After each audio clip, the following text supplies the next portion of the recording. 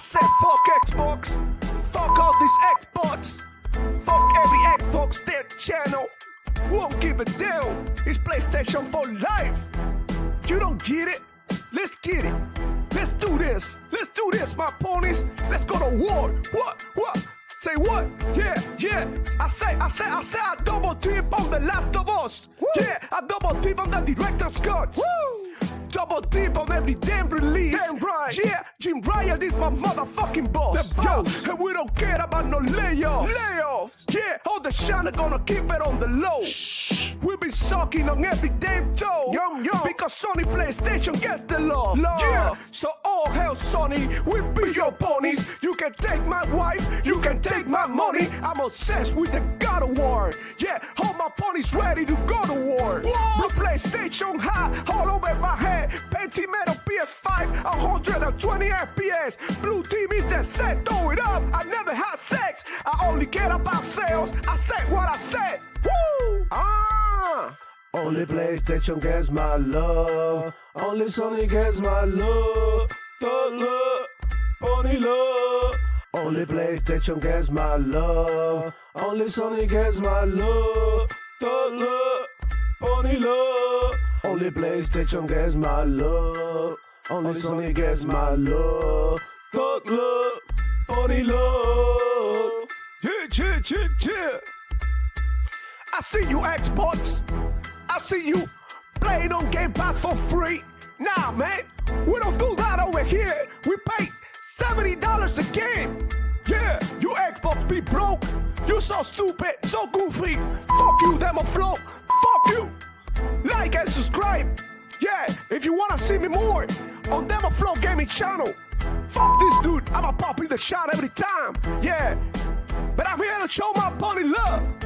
And you with it? Say what?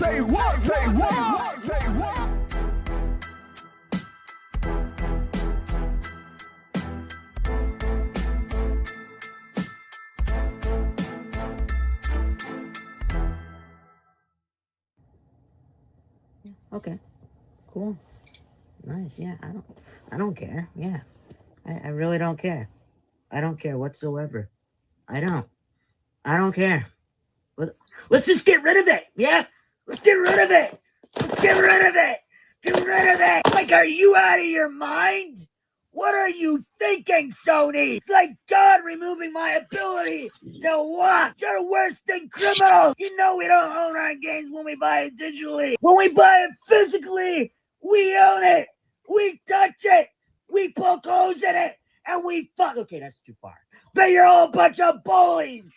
Who's gonna sign my physical copies now, huh? Nobody. Because it'll be digital.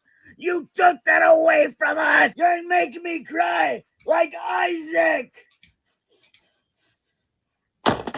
What is wrong with this world? Listen, it is what it is. This will be my last PlayStation. Yeah. Thank you, Herman Souls. Thank you, Hiroki Totoki. Really Thank you all for fucking up the brand. Well done. Fuck off. I don't care. Let's just... Holy shit. Hello, everybody. Welcome back to another edition of the Demo Flow Gaming Show, where I share my passion for gaming and keep you informed of everything that's going on in the gaming industry. So whether you play it on PlayStation, Xbox, Nintendo, on your phone, I can give two shits about it. We're here and we talk about games here. We talk about gaming, the whole thing. So welcome to the show. You know what to do. If you're already here, man, hit the like button. That helps us tremendously. If you're watching on the phone or something, hype us up. That also helps. But, you know, just by you being here, it's enough for me. So I really appreciate you guys. And happy motherfucking Friday. We're back in the house with Power Boss. What's going on, player? How you doing, man? I'm good. How y'all doing today? Yeah, man, doing great, feeling amazing. There's a lot of things going on, so we're gonna get into it. But first, let's address the most important guest of the show, and that's the chat, man. We already got, people here in the chat. We got Riot Gaming. He was the first one. Shout out to Riot Gaming. How you doing, man? We got Lania Lover, and she says, I don't know. I'll say this: once upon a time, here in the West, PC gaming was the default onto the mid 2000s. It was only It was until the 360 era when you've seen a pivot to consoles. These days, don't be surprised if West-based studios start going home and heading back to PC as a default. And look, listen, I have to agree with that statement. It's looking like consoles, right, are trying to catch up with PC or what PC is doing when it comes to graphics, performance, yada yada yada, the whole thing. But consoles are still a viable option. Like even if they're more expensive than they used to, I believe that not a lot of people can go the extra mile or the extra $500 or the extra $1,000 to go ahead and get a PC. So I believe that console still necessary for entry level gaming. It's just more expensive now, and for a lot of people, a lot of working individuals that got jobs and they can save up some money and they buy like multiple consoles, right? They This might be the way, right? Go ahead and instead of buying 2-3 consoles a generation, just go ahead and get a nice rig and play all your games in there.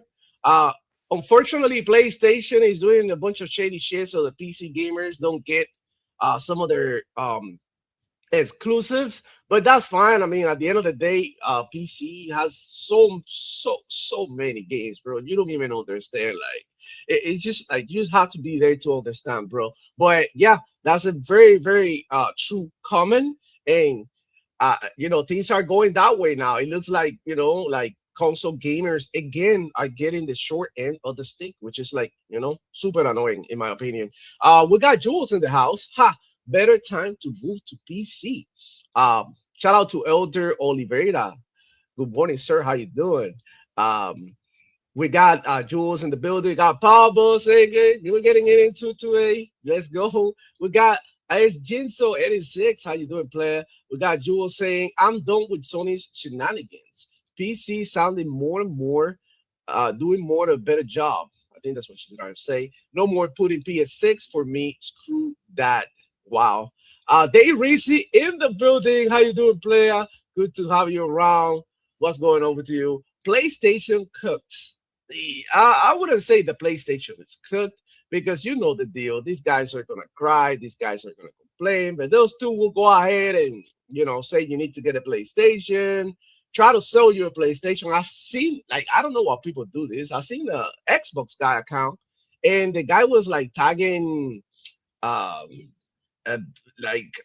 who was like Adam Greenberg and stuff, like as he was like selling Xboxes and shit. Like, oh, I got somebody converted into buying an Xbox. Like, bro, like, don't do that, man. Like, just go ahead and you can, like, if somebody asks you what to get, you can give your opinion, but don't try to sell no one nothing, bro, because like that's somebody else's job, bro. Like, honestly, I don't really understand that part of the fanboyism, but it is what it is. We got their reason in the house as well saying, I've kept a digital library since Xbox 360 and haven't owned a PlayStation since PlayStation 2. I'm good. Same thing here. I haven't had a PlayStation since PlayStation 2.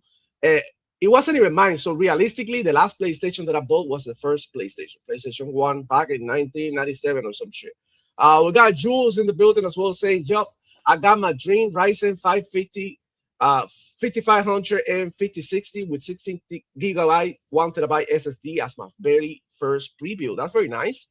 Got it. Gonna get it next year. There you go. We got Riot Gaming. He became a member. And shout out to him for becoming a member. Shout out to Riot Gaming. We got Adidas 20. I just seen this. Salute.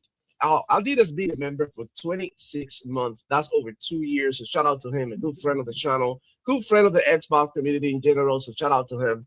And man, without further ado, let's get into the show because we got so much shit to cover today. And yeah, we gotta address the first thing. The elephant in the room is that what everybody's talking about on the web, social media, Instagram, you name it. You saw Ricky in there, doing one of those, many reels that he does, like making fun of shit. So really criticizing PlayStation. And I saw him not getting into it with HD Gaming. Was it one of HD Gaming or something that he was like, oh, Broken Games HDR, yeah. Yeah. He was like, fuck physical media and all that. And look, guys, like that's not cool. You know why? Because I've been digital, and I think you guys know for a while. I only own a few physical copies of my Super Nintendo, few physical copies on the from the Xbox 360. I got like Black Ops 2 and Advanced Warfare. So I got a few games, right? Basically completely digital, but I I'm incapable of hating of on the way that you consume your games. Like I wish we could go back to those times in which we went to GameStop midnight, and wait for a release. Seeing people in person, right, while at the store, even if you had to camp outside for hours, it was just like a beautiful feeling because I made many friends on my friend list of people who right, like you capping Call of Duty, yeah, I'm capping Battlefield or whatever. Well, you know what? Let's squad up, and we end up playing together and whatnot. And I think that was one of the most beautiful things because, in my opinion, gaming is a social experience. I know a lot of people like to play by themselves, but in my opinion, this is how it is. And I see him, my cousins growing up and stuff, and this is what they do. This is how they spend their time with their friends because, kids, especially here in America, it's not that safe to go outside like we used to. And that's what it is. That's what they do. So ending physical media means a lot because, first of all, physical media is art, right? Is a form of art, but it became so shit. We had to keep it real. It became shit the minute that they stopped doing these little books that we had like back in the day, like backstories from the characters. Like you picked up something like Mortal Kombat, you had like a guy type shit, like with some moves and some cool art. They used to include more stuff with the physical copy in the games as well. But now it's like in the case of GTA, for example, they just give you a plastic box with an empty CD and just a code. I don't even know if they include the CD anymore, but it's just that. And it just doesn't mean shit anymore, man. I'm just gonna be real with you. It just doesn't mean shit to just go ahead and buy a code. And that, but for that reason, you just get it online, And um a lot of people are doing different analogies, but my analogy with this is like when you are selling something digitally, you are basically delivering the product to the person, to their convenience. It's so much easier, right? Like I'm not saying this is the only way that you should play game, but I'm saying like this is like has become like the standard for a lot of people. Matter of fact, PC already don't even have physical, but on PC there is always the extra maneuverability, the extra options. You can get a CD player and hook it up to your PC via USB and run games from, I don't know, from the first PlayStation or whatever. You can emulate. You can do so much with that, but consoles it's a whole different story. And console gamers, by default, they like collecting. They like the collector's editions. They like to have the little statues, the little toys in the desk and whatnot. And I think that it's a shame that they are destroying these and ending this. And in my opinion, this is nothing but PlayStation trying to cut their losses, right? Trying to cut their expenses. Well, it's not that they're trying to cut expenses; they're trying to maximize profit. Well, both at the same time, because right now they have to keep the lights on the factory, pay the workers, whatever they use. Did you see the article? They've finally repurposed their last disc making console factory. Yes, sir. Yeah. We're gonna get into all of that, but Yep. it's basically a move to maximize profit and to control the way that we consume media. Because regardless of how you feel, you always have that option of, like, this game, I want it for myself. I want it forever. I'm going to go ahead and pick it up at GameStop, even though I know GameStop is shit. Because I went to GameStop last week. Did I mention it here that I went to GameStop last week? No, because I went to GameStop Saturday after I got out of work. I went to the gym and I needed to give me my protein, whatever, for the gym. And next to the vitamin shop, there is a GameStop. And I was like, let me go in there. And I was like talking about this, like it's so funny that I was talking about it with one of the homies late night playing, and I was telling him like, bro, like I went to GameStop and it's such a ripoff. You go in there and they're selling you WWE 2024 for $25. Like, man, like imagine going and picking up like that game. Like if you go, like I know it's been delisted, right? It's one of the games that have been delisted, but I mean, games like that, that's just to put an example out there. But like in the sales that I see on Steam, you can pick up games similar to this for like $10, $15, maybe $5. And it's just like, there used to be a time that you would go to GameStop to get cheap games. And now you just buy them digitally. So it makes sense. And GameStop, man, they such fucking assholes. I remember going there with 10, 15 games and getting $30 out of them. Like, you know, and they were so like abusive to their customers and the way that they used to do business. And look, now they're gonna suffer because without physical media, GameStop is just gonna be another otaku store full of freaking t-shirts and plushies. That's basically what it is at the moment. Like I went in there and the PlayStation section was decent, but it wasn't good enough. The PlayStation, the Xbox section wasn't even that great. And the Nintendo was the better one out of the three ones because the Nintendo Switch 2 just dropped. So they have a bunch of Nintendos there for sale. And then they're selling you the old Nintendo pre-owned for $200, $250. I'm like, bro, like that's an old generation consoles and you charging that much. It's just incredible how, you know, how fucked up everything is.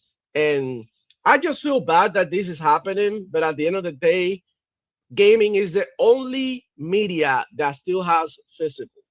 Like music, we talked about this plenty of times, the Power Boss.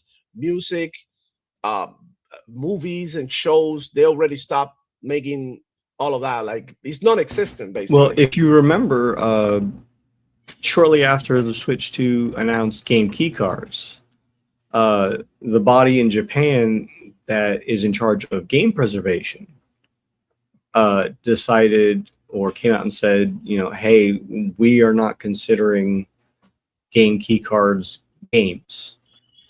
We can't preserve them. We refuse to acknowledge them as, you know, things to keep or something like that. I forget the exact wording. And then now with this news, what does that mean for PlayStation moving forward too? And Xbox is no better, but at the same time, Xbox also just came out with the announcement this past week about how there's a new project going on that, you know, we've known about since Asha Sharma has taken office, that they're working on some form of physical to digital transfer. We don't know how it's going to play out. There could be a whole bunch of things that go wrong with it. Depending on how they do it is whether or not it's going to actually be good and or worth it. And if they pull it off, it also means that it can be done for PC games too. Yeah. That's the wild part.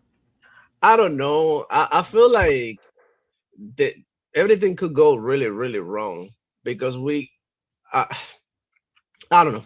It's just like gaming is in a weird space right now. Like games, there's a bunch of games coming out. Like when it comes to like games coming out and all of that, like they look good.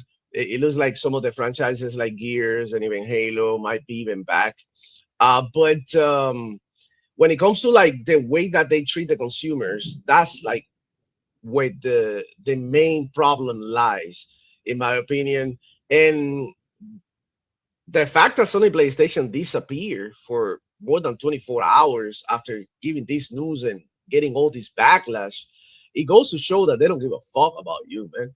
They don't give a damn. Like you've seen every time that, and no, I mean, it's not about like Xbox versus PlayStation, but you got eyes in your, you know, in your face, so you can see that every time that Xbox do something that is fucked up, they at least they out there to give their face and to face you, right? And be like, okay, we did this, we fucked up or whatever it is. But it's just like on the PlayStation side, it's like, yeah, we are gonna do what we do. We don't care. We're not going back on our word. It is what it is. You take it or you leave it. And I feel like that's the wrong approach. For your for your consumers, especially PlayStation fans who are so loyal to PlayStation. I feel like this is extremely disrespectful to them.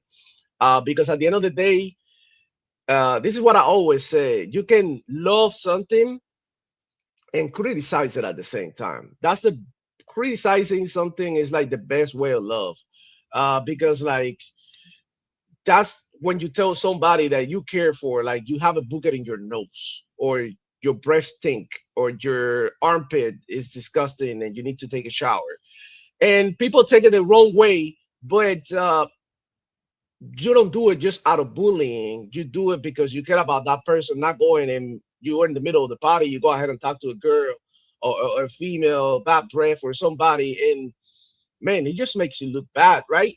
And the fact that so you have somebody has your back and tell you, hey, you shit, your breath stink today, bro. Go ahead and brush it or whatever. Drink coffee. I don't know, kill it, what, right?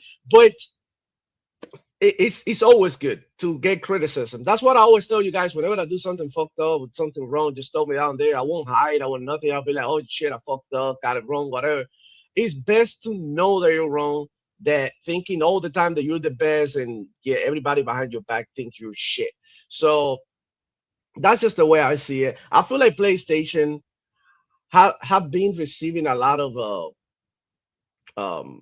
help in the media with, and we got the case of now recently Christopher Drink, who being sponsored by Sony. We know Digital Foundry is being sponsored by Sony. We know all of this, and it's recently coming out, and finally people are waking up.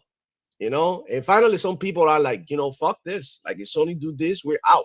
Because I remember that was the reason that everybody ran with the Xbox One. It was like, oh, Xbox One won't have. This is literally PlayStation's Don Matrick moment from the Xbox One. Yep. And because that was one of the key. That was one of the key selling points for the advertisement during that showcase when they came out. I know you've seen it demo everywhere. People have been posting it. The old like 20. Games. Yep, the 20-second video of this is how we share games. And this is literally PlayStation's Don Matrick moment because of that. Matter of fact, I have a funny clip here about that moment here on Twitter. People they're always bugging, but I'm gonna show it, bro. This is so fucked up. You're crazy. This is how you share your game in 2028. What the fuck? Fuck you, asshole. Go buy that damn digital version. You're crazy. Get out of here. PlayStation. And this is why the RAM is so expensive. And that's what the RAM is so expensive. Because I saw another clip of somebody that did it, two different people entirely. Mm-hmm. And it was, this is how you share your games in 2028 moving forward. He holds up a PlayStation disc. I don't remember what game it was. And he said it did the whole, this is how you share your game, step one. He drops the game, bends down, picks up an entire PlayStation 5 and hands it to the guy.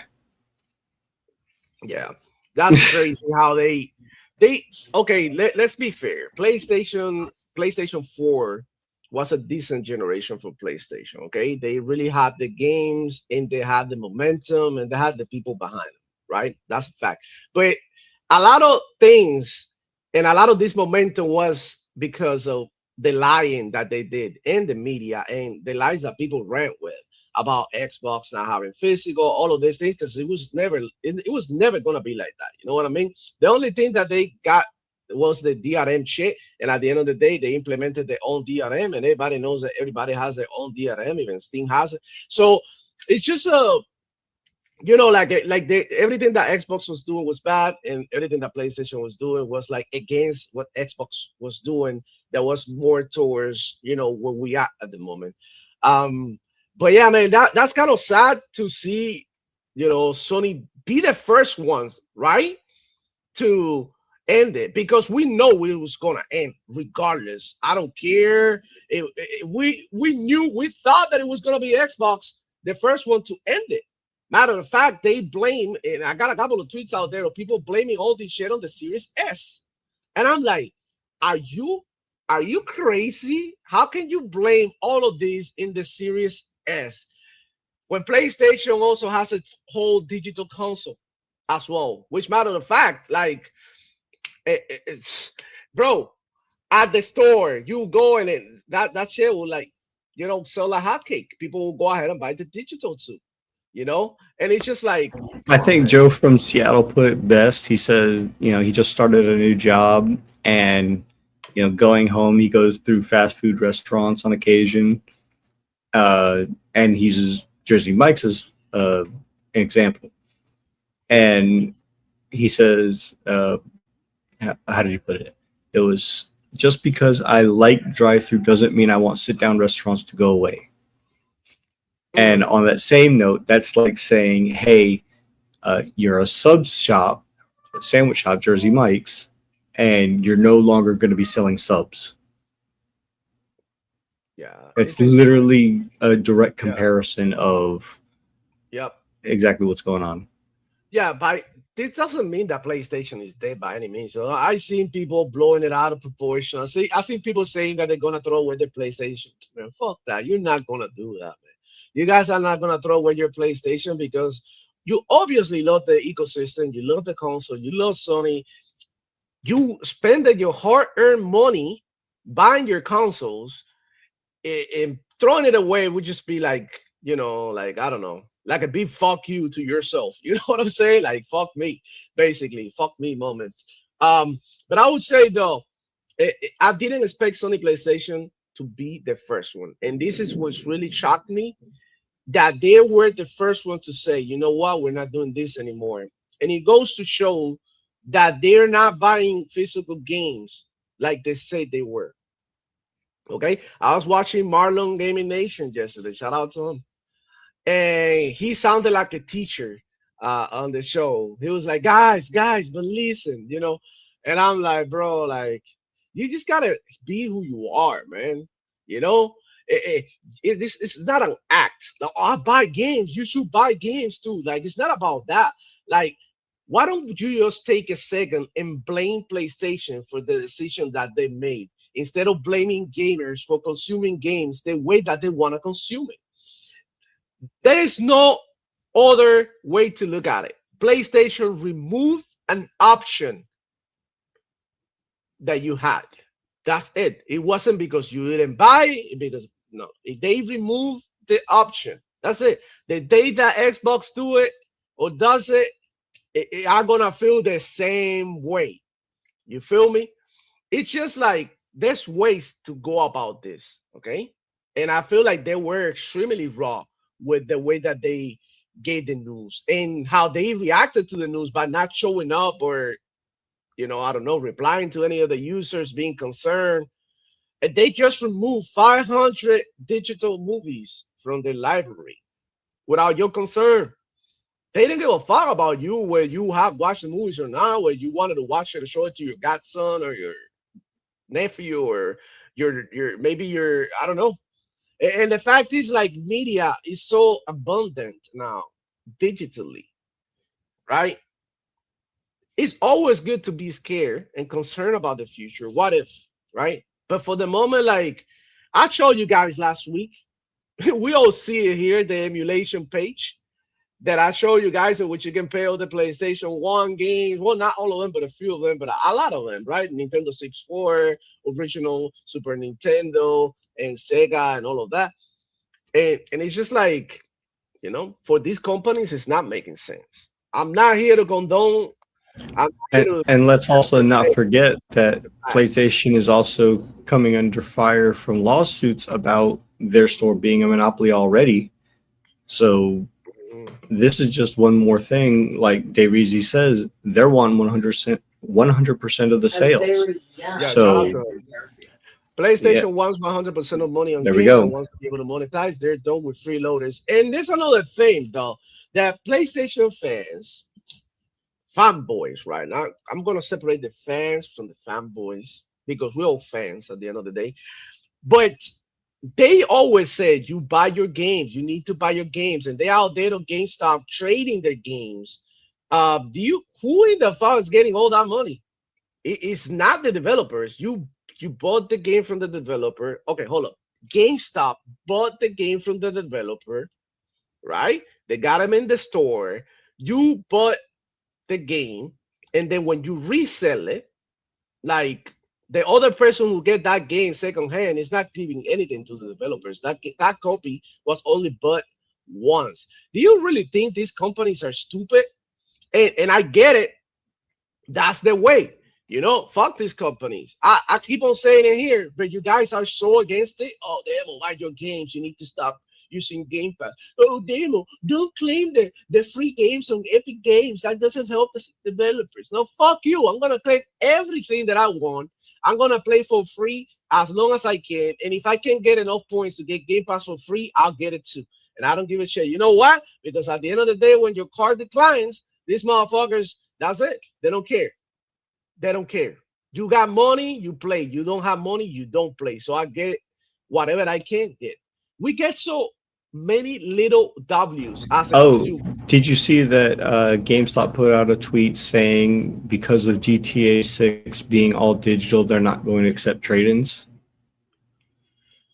Amen. Because there's nothing to trade in. It's the box. How? Okay. What are you going to trade? A code that I can use? At least if you have the code, and hear me out on this. What if these codes become your personal code and we have our own economy of how we share these games, similar to what you do with FIFA cards, similar to what you do with the Counter-Strike cosmetics, that you had your game and you put it out there in the market. I had this code, this Mortal Kombat or Street Fighter, whatever, and you can buy it, and I can, I'm able to like say and be able to ask how much I want for this code.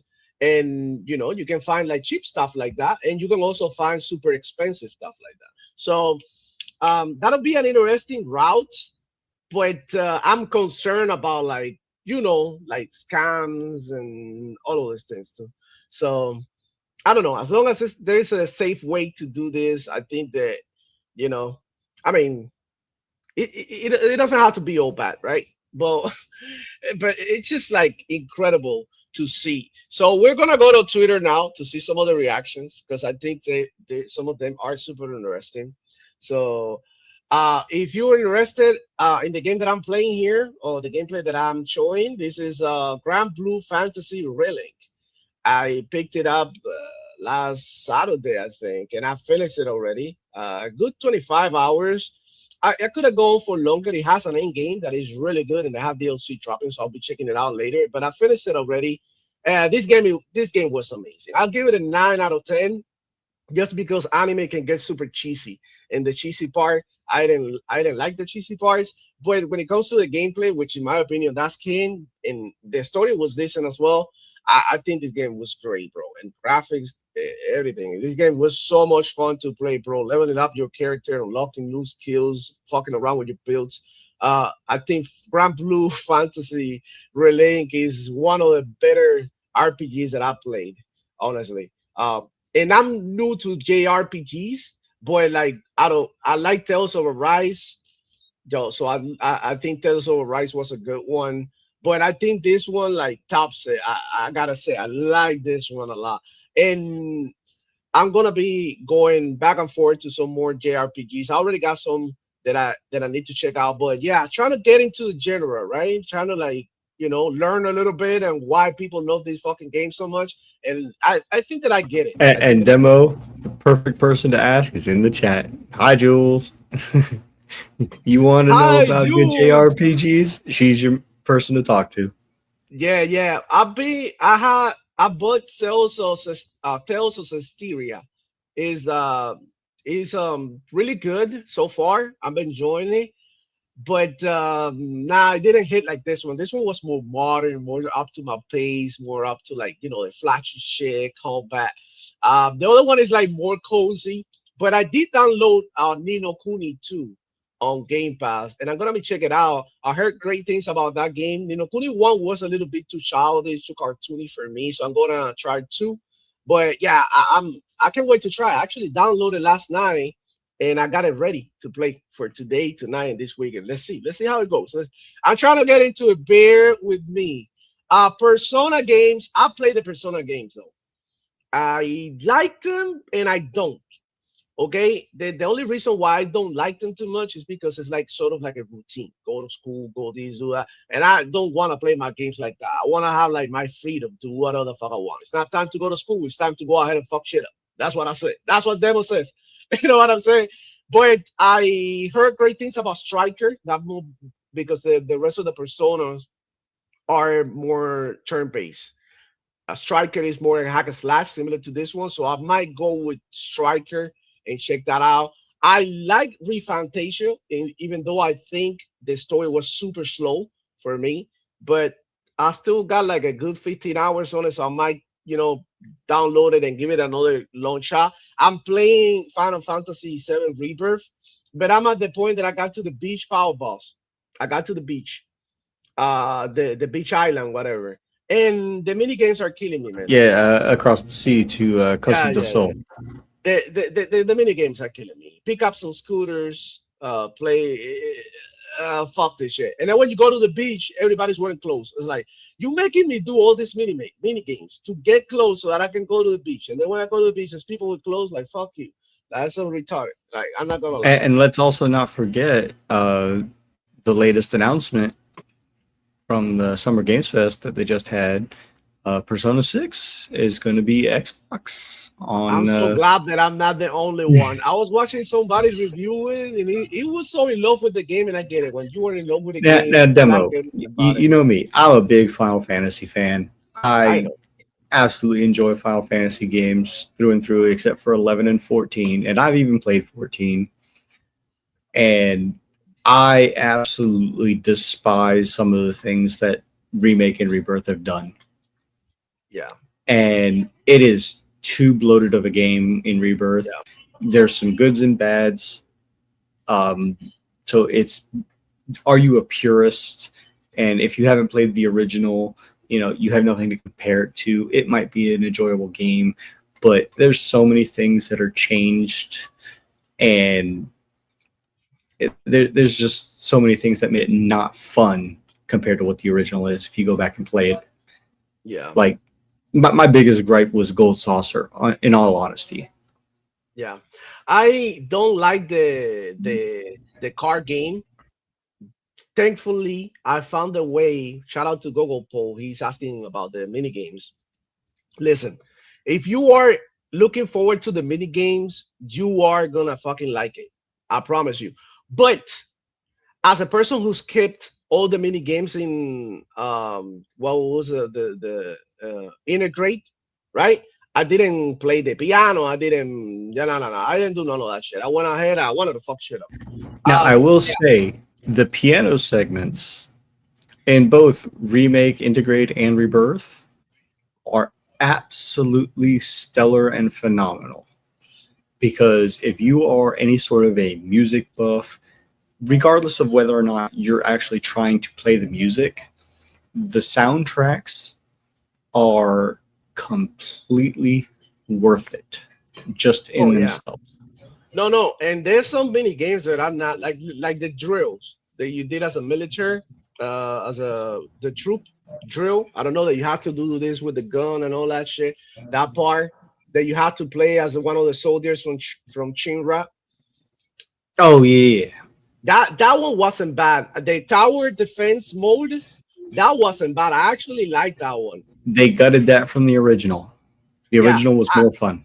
I actually liked that one. It wasn't bad. But when it comes to like the Queen's Gambit or what the Queen's Gambit or Queen's Blood or whatever, if Queen's Blood was the only mini game throughout and they expanded it and they didn't have every single chapter have its own mini game, I think Queen's Blood would have been a much more shining star than it was, because otherwise it's just a mini game that's amongst mini games. The only difference is this is the only mini game that's also in the gold saucer, Yeah, the Soldier and Boba has its was. own storyline. I gotta agree with that. But some of the other shit, like finding cactuses painted on the wall, like finding the scooters and returning them.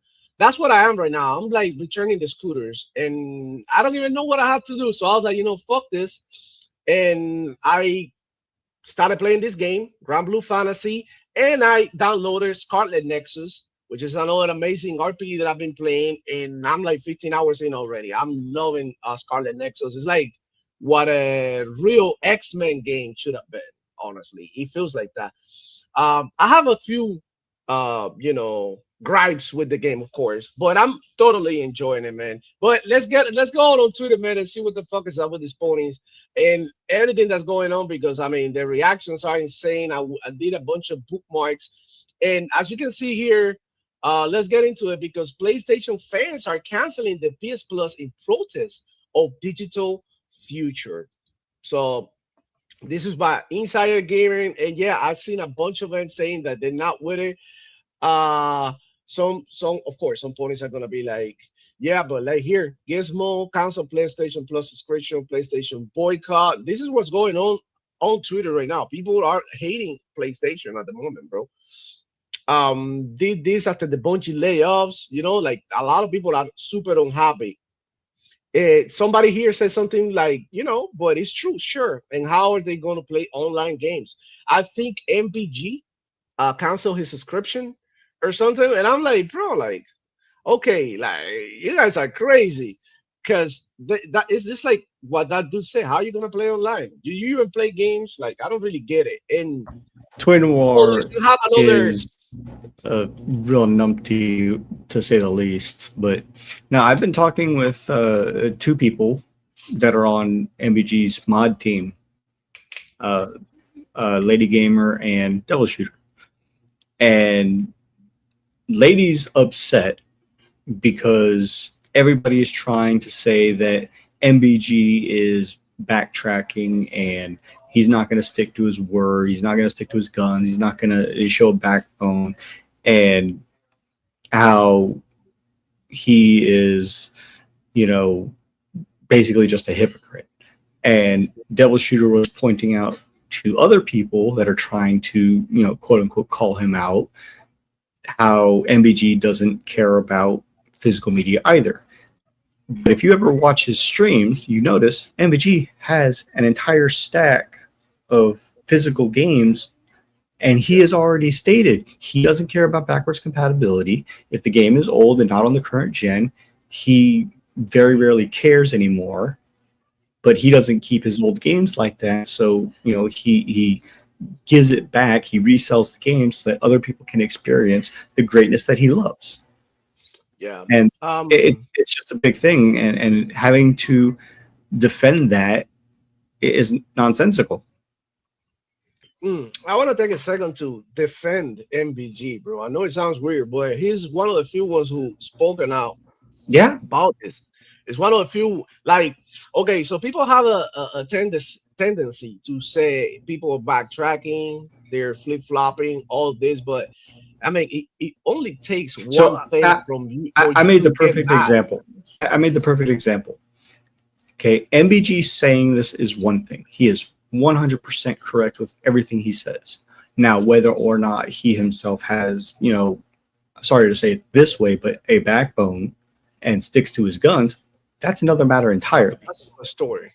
Yeah, but he is 100% right with the way he's going about doing this, and I'll fully back MBG. Honestly, yeah, for sure. I agree with it. And he's like, I've seen some of these posts, and I'm like, damn, he's right. He's complaining about some of the PlayStation fans being mad because he's pushing back on this. Some of the PlayStation fans want to be PlayStation fans no matter what. It's almost as if they wear coats and they weren't allowed to criticize PlayStation in any way, shape, or form. And I think that's wrong, because that's unhealthy, first off, for you as a fan. And second, for Sony PlayStation, that things that they have everybody grab at the balls like that. So I believe that MBG is right. It's good for him to push back on this, even though I have my disagreements with him and sometimes I don't agree with shit that he says, but he's correct in this one, man. So I just want to take a second to say that. Um, Look, we got God here with this comment here. Asking everyone to show their physical library in 2026 is fucking retarded. 95% of used titles released in the past 8 years have been absolute dog shit. GameStop doesn't even really exist no more. No, nor they don't hold ton of gaming events, etc. You gotta be retarded to know this. And that's part of the problem too. GameStop is not what it used to do. Like I said before, you go and look for physical media out there, and I know the Sony PlayStation fans love to criticize the Xbox side of the store, but the whole store in general is shit. It's full of plushies and t-shirts, bro. I went there not too long ago. That's all there is. Like, what the fuck happened with the It's game? basically become a hot topic for gaming. Exactly. And it's not Which is like, it's not a bad thing, but the fact that it has become smaller for selling physical has always been a problem. well, it goes I to actually show, found out that my GameStop has been closed for a while. So the only place that I can buy video games in my area is probably at Walmart. it goes to show that physical media was declining, and that's part of the natural progress of where things are going. And it's like, imagine, like, bro, getting a new game from Amazon or pre-ordering so that you can get it so that it gets to your house. The game is out, everybody's playing, and your copy arrives late. That happens a lot. That happens a lot. So that's one of the reasons why I started consuming digitally. I was like, I'm gonna pay $70 for this game anyway because I'm gonna buy it brand new. I already have it in my account. I can play right away. I don't even need to go to the store. And that's why I started consuming. And eventually, I started consuming games that way. And eventually, I started realizing the games were cheaper digitally, which people told me was the opposite the whole time. And now when you go to GameStop, you see shitty games for $25, $30, and you find them in any store, GOG, whatever, for $5, $10, man. They're ripping you off. On top of that, you go and trade your shit and they rip you off still. So it's like people stop going to GameStop like that. Everybody knows this. It's similar to what, like, when people stopped going to Toys R Us and they started buying shit on Amazon. You know what I'm saying? So that's just the way it is, man. But yeah, Sony PlayStation fanboys are in shambles. They're really mad about this, and I have to agree with them, bro. They it's terrible. And this guy out here, Fire Breather, to everyone not buying a PlayStation 6 because of the lack of physical media, here we go. Instead of fucking condemning PlayStation about what they do, and they go ahead and try to defend it, which is like crazy. What are you gonna do? PC's all digital. Xbox, if they actually stupid enough to make another console that nobody wants, will most likely be digital too. Switch 2 might still have physical release if they stick with putting actual cartridges in boxes. Right now, it's about 80-20 split digital to physical. That number will most likely be 95-5 in a year and a half. So what are you going to do? For the record, canceling your PlayStation Plus subscription is not going to do anything, by the way. The only way you can reverse this is by going out to a store and buy physical games. No, you're not reversing this, bro. Not to mention, they've already said that even going to the stores, all you're getting is a code in a box. There's not going to be anything. But you go to a store and buy pre-owned. What are you telling me? You buy pre-owned when you go to a store. You're not buying new. They want you to buy new. But we already know that Xbox is putting out the Helix, and I'm getting more and more worried about what the price of that system is going to be. Yep.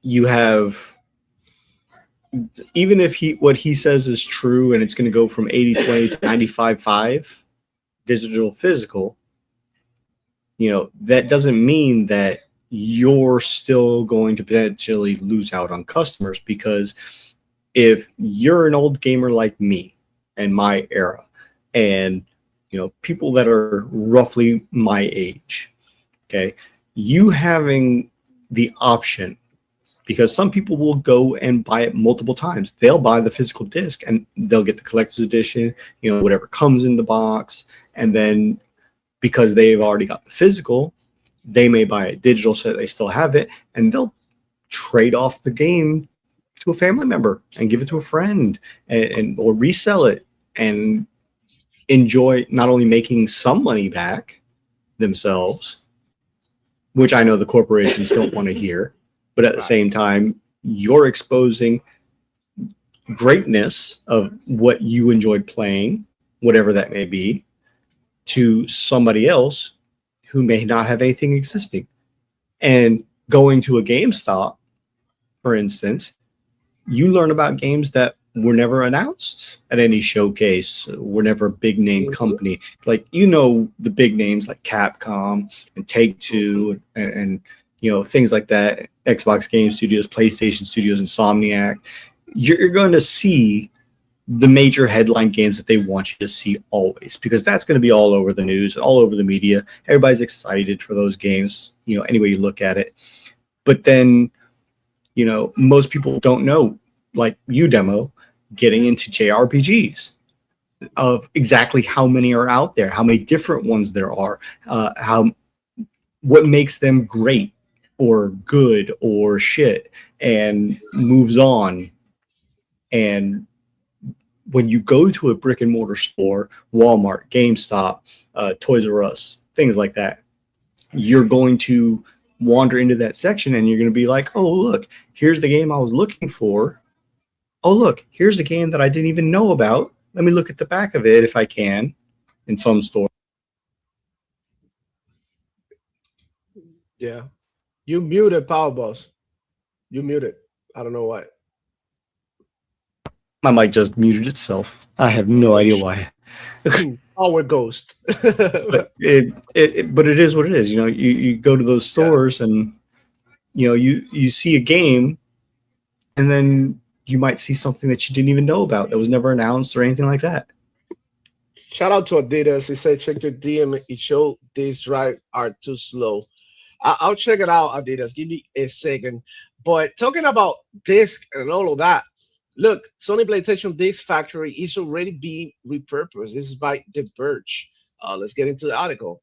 That was the final disc factory, mind you. Final, yeah, because they've been closing. But look, it's funny how none of this has been out we don't know until the last factory closed. Why Chris Drink and Jason Schreier and all these people, why didn't they know about this? Oh, they knew, but they didn't report. Maybe, right? Because I didn't know this was happening. Okay, so the video game This is dead, and Sony has been planning to kill it. They asking me for the subscription. I'm not gonna pay this shit. We're just gonna read the beginning.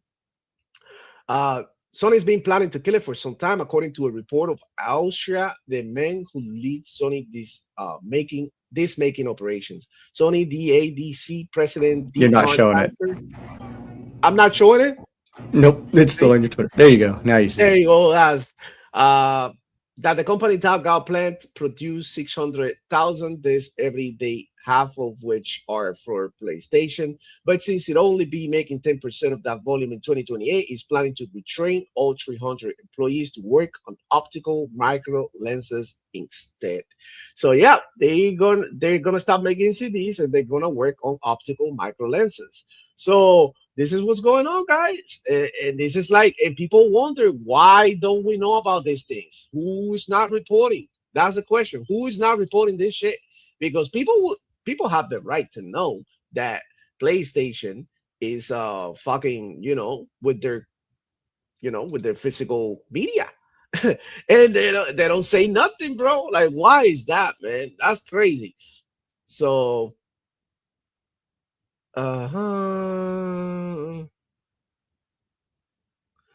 yeah, Adidas sent me a DM saying that there's a speed comparison breakdown with I'm gonna show you. This is another one of the reasons why it's happening too, right? Speed comparisons break down. CDs and DVDs rely on physical lasers reading spinning plastic discs. They read data at very slow speeds, typically copying around 10 megabytes per second to 30 megabytes per second. Megabits. SSDs utilize flash memory and electronic circuits with no moving parts. Modern drive features read-write speeds ranging from 500 to 7 thousand. So there you have it. That's another one of the reasons why, um, you know, this is happening too. It's more convenient for the developers. It's more convenient for. Hold on, because what did my shit go? I removed my gameplay. God damn it.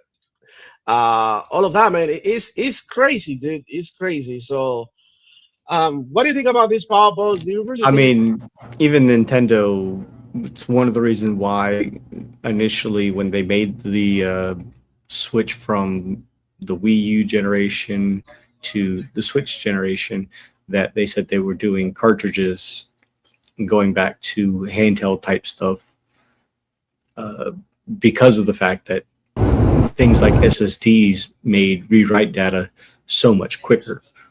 They still have load screens, but not nearly as much. Uh, Now, I don't know about the Switch 2 with newer games of third parties like Cyberpunk going over there, what the load times are looking like. I haven't seen any comparisons, but yeah, it's absolutely that. The only difference is the read write speed of the disk makes no difference in most cases because you're usually reliant on the speed of the drive, not the actual disk. Um, but at the same time, moving to like an NVMe SSD, no moving parts means that electronic circuits can move things absolutely millions of times faster. Yeah. Well, at the end of the day, nothing can stop progress, right? And this is where things are Absolutely. going. I don't picture PlayStation as the bad ones or nothing for doing this. This was something that was gonna happen. We just didn't expect Sony PlayStation to go ahead and take the first step. So I believe this is gutsy, but I believe that they did it because they had no choice. It was probably too much for them. Don't want to defend them or nothing, but it's just the way it is. They could have kept this store open though, and do their physical this, maybe stop production, maybe have like a hybrid factory in which they work on some other shit, and but they also, right, there were so many strategies and things that they could have done, but they ended up canceling physical media, and by 2028, that's it, no more. But I wanted to go ahead and move on because there's so much to talk about this week. There's so many news.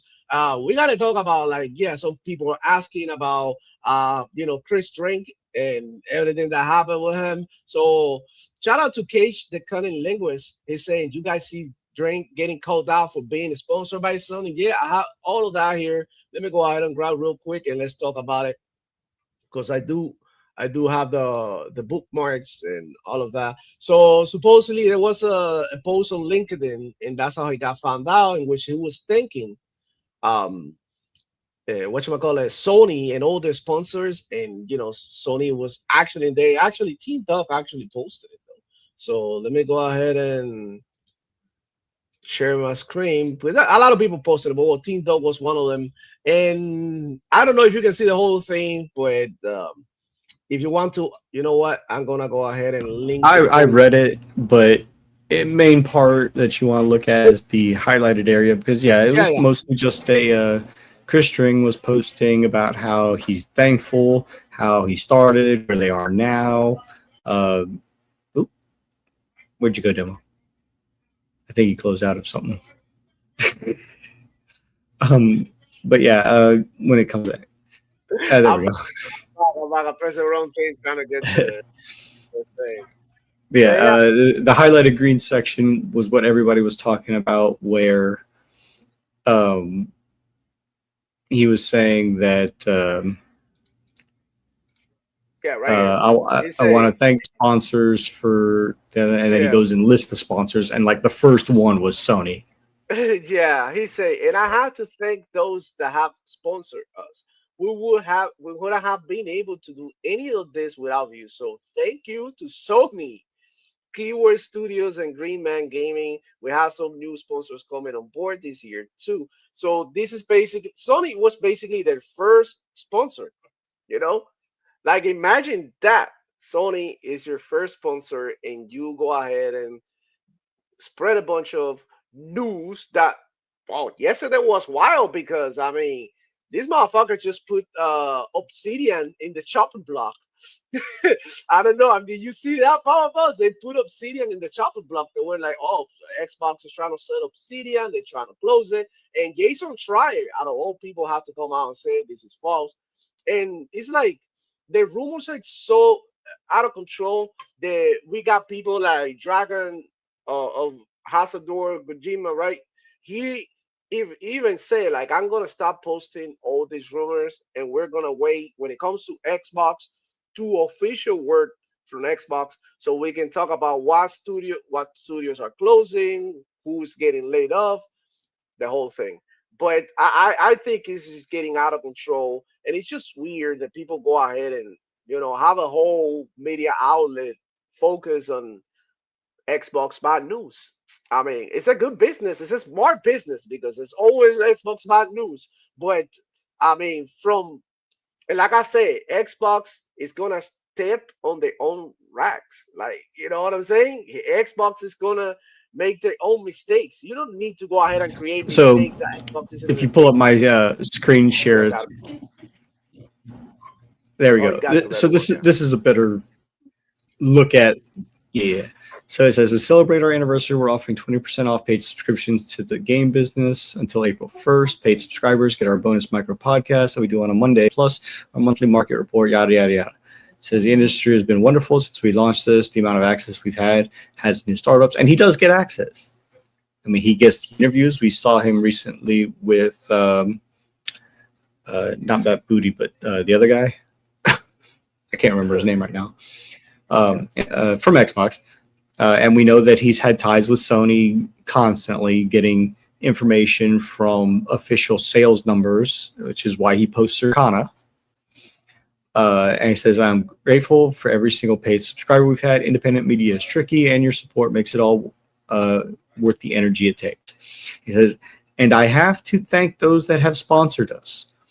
We wouldn't be here without and able to do any of this without you. So thank you to Sony, Keyword Studios, and Green Man Gaming, which is CD Keys, if you don't know. The same thing. Loaded. And he says, we have new sponsors coming on board this year too. Hey, I'm not going to knock the guy for having a business, but at least the truth has come out saying, hey, we know where his bias is. Yeah, that's it, Cage. Matt Ball. That's who he interviewed. And another people who got exposed is Alinea Analytics. I didn't see that one. But they went to Colin Moriarty's show and they were talking so much shit about Xbox. Yep, I'm gonna show it to you guys right here. Give me a second. Yeah, I didn't see about Alinea. This is a guy who runs Alinea Analytics. The Xbox people are crazy. We all know it. We all know it. We all see it. Just observe with your own two eyes. Yeah, it is what it is. I mean, it's no offense, but you're fucking way crazier. Way crazier. No, without doubt. I mean, because they're on the back foot, right? Like they're struggling, so they have reason to be more crazy, I guess. Yeah, I would probably say even less likely than that, right? Like I just don't see how they will find any new ground. They just increased prices on the damn consoles. Like, I'll probably get shit for this, but it is like they're rearranging deck chairs on the Titanic, right? It's a sinking ship. And I'm talking just about like console hardware now. They're talking about like a reset for Xbox, but like, you know, they have the red ring of death. As we know, press and reset does not fix that.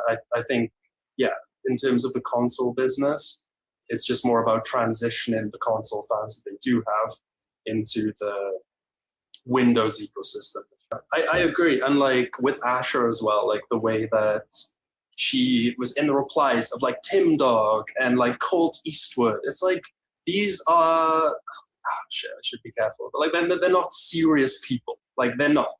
Like a CEO of a brand like Xbox should not be talking to these like not even lowest common denominators, right? They just will parrot anything that Xbox says, like in a positive way.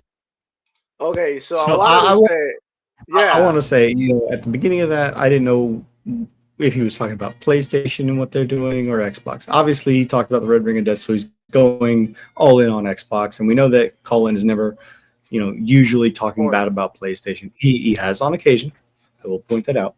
But I've seen his picture. If you go to Alinea Analytics, he's one of the lead writers, analysts, according to them. And I just want to say that Asha being in the mentions and replies of people like Tim Dog and Colt Eastwood and whatever makes absolutely zero difference. Because how many people go to Summer Games Fest? They have the media access. They have, the press releases. And Colt Eastwood has had guests that he's interviewed. Mr. Matty Plays is another one. He interviews Todd Howard almost constantly because he's a big Bethesda fan. Yep. But just because you like something doesn't mean you can't criticize them. Now, somebody like Colt, great dude. I've talked with him, a few times when he's been on Salt Shakers with Alex and the crew.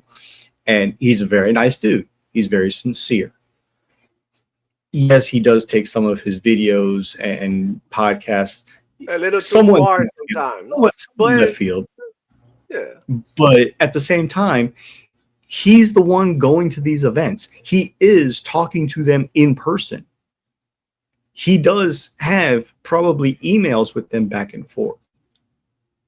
And however legitimate his sources are is irrelevant because we see that he has conversations with higher ups. And, it's just like they're saying, oh, look, the sky is blue. And then you're literally turning around and finding somebody that is, actually, the sky is only blue because of this. It's literally that. So it's nonsensical. Yeah. I think that a lot of people want to see Xbox fail, and that's a problem. In their grift, they're making mistakes, and they're being exposed as grifters. Well, look at Chris Drain now, Linear Analytics. I get it from an outside point of view. Realistically speaking, we all know Xbox got their problems. Their console is not really selling, but they do have a bunch of fucking games. So I like that because I want games, right? I get that people want their console and shit, but I always said it that games are always going to be more important than anything.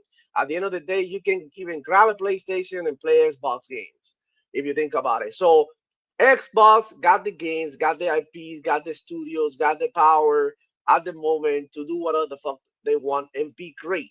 Now, they were making a bunch of mistakes and we got to keep it real, which is why we're seeing a reset. And that's why, Phil Spencer had a nice vision. I totally agree with him. Games should be everywhere, all of that. But at the same time, he had another vision that wasn't very realistic, which was, I'm going to allow these studios to create what they want. Yeah, great. But show me what you want to make. And then I have to make the decision of okay, this is what you want to make. But we are not making games for the studio for you guys to play, 100 of you. We're making we're making games for the people, for gamers who actually, is this something that gamers want to play? And I give you the perfect example. And this person is also sort of like a grifter of Xbox, but she made a video recently about why, and this is what's her name? I forgot her name, bro. Oh my god. Her name is, hold on, give me a second when I get to Laura Fryer. I was about to say, you're not talking about Laura Fryer, are you? yeah, I'm talking about her because this is part of her also video. Ever since you got mistakenly kicked out, Demo, I think your mic is going through the wrong input. My mic is wrong? It's bad? You are muted right now. Yeah, it did it again. I think your mic through StreamYard is going through the wrong input. It was when you got kicked out. Oh, got it. There you go. I'm back. Okay, so here's Lauda Fryer. Shout out to Guapzilla that he posted this, and we're gonna get into what he had to say. Some of the mistakes that Phil Spencer made. You make. The issue is when you explore higher risk or niche topics, but still build the team, the budget, and the timeline as if it were a mainstream blockbuster. It's when you don't test those ideas early with real players to see if there's actually a market before making a blind commitment. Everyone could see that Keeper was a short, surreal, artistic, niche game. Yet nobody seemed willing to have the hard conversation about realistic expectations and scoping the project accordingly. You know, he's just like, what's the most unpitchable idea that I could present to Microsoft, who's stuck with us, and see if they approve it? And it did. And so we're just like, okay. You make. Okay, so right there, that's concerning when it comes to the way that Phil Spencer was running things. It was a yes man. It was saying yes to everything. And a game like Keeper, which I showed to my cousins and they loved and all of that, but they were not gonna go out their way to go ahead. Oh, let me get the fun, lighthouse game. You know, like this is something that you show somebody, they play it right there and be like, okay, cool, right, nice. But nobody's going out the way. This is not breaking any bank. And that was a problem. They allowed these people to use these extensive and expensive budgets to create shit that nobody wanted to play, like Keeper. Amazing games that did an amazing job, but so I'm about halfway through Keeper myself. I started playing it, and they're the same people who made Kill. Okay, now you take those two games side by side. Okay, Keeper is a story-driven, amazing storyline of a game. Yep. The gameplay is small, and it is a short. You're muted again, Power Boss. I don't know what's going on with my cord or something. It's a beautifully artistic game. Then you look at Kill. Okay, it's very minimal story, and the gameplay is outstanding. It's a team-based fighter, with an objective, and you can't say that the ability that they put in for creating your own pot of 3 different sizes is not gameplay, and neither game are graphically intensive, but both are graphically artistic. So when you take those two games and you put them together, you make a whole game.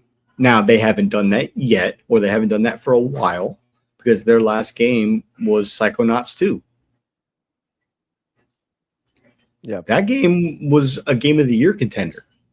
And it was popular as well. People were into it because it's a legendary IP. And that's the thing. Why didn't they utilize all the resources to create either Psychonauts 3 or something that is going to have, at least similar weight?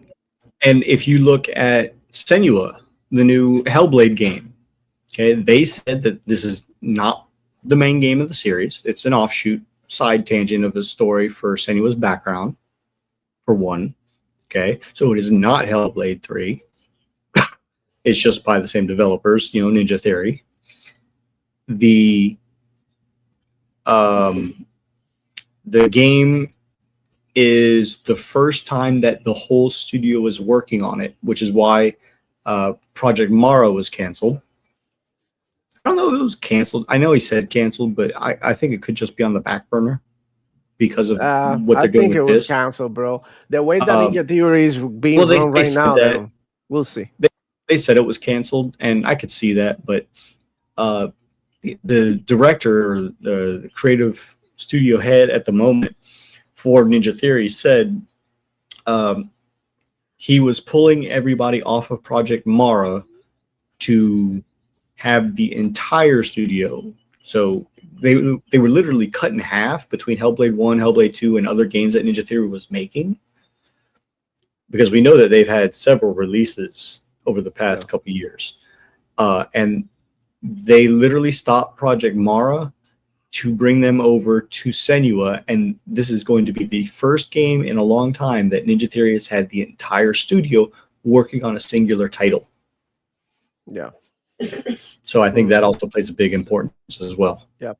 Shout out to Bert Brizzle 9563. He's saying, where the other streaming format? iPhone dims and he stops the site on this one. We on Kick, we on Twitch as well, man. Go ahead and there, Demo Flow. Same things, Demo Flow Gaming. And you can also use the other format because I had both. I had the vertical and horizontal format. So go ahead and check this out. Bro, I believe that this cleanup, this reset, is really gonna work. If Xbox focus their forces and in making the games that people are eager to play, like, okay, fuck everything that you're doing, you need to push out Blade. You need to push out State of Decay. Concentrate your forces in games that need to go out. Halo is about to release. Make sure that everybody's working on that game right now to make sure that it's polished. Like, even if it is just bug fixing or whatever.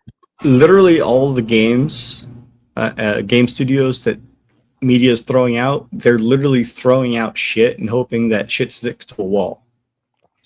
Because when you have games like Double Fine that made a phenomenal game, and they come out and post a thumbs up emoji, they didn't make a comment. They just posted a thumbs up emoji. They came out and said, Compulsion Games from South of Midnight, half the studio, it looks like, have put up job postings on LinkedIn. And that's fine. They even said, hey, we're helping our staff find other places. They came out and said Ninja Theory's in trouble. They just announced Senua, a new game in the series. They were talking about how Arcane Leon is Blade. I think they're just wanting that to not come out because they're afraid it's going to overshadow Wolverine. Yep. And then the last one in the series that everybody was talking about was Undead Labs, State of Decay 3, saying that, they're looking to sell off the studio. And an hour after the media made that announcement, what does State of Decay do? They put out a first 3-hour gameplay of State of Decay 3. Yeah, and the alpha is going. There's some people who've been playing and There's stuff. a lot of people who've been playing it. I'm in the Discord for them, and they've also just announced that they're going to be starting a beta soon. Yeah. Honestly, man, I feel like, look, Xbox is in a difficult position at the end of the day.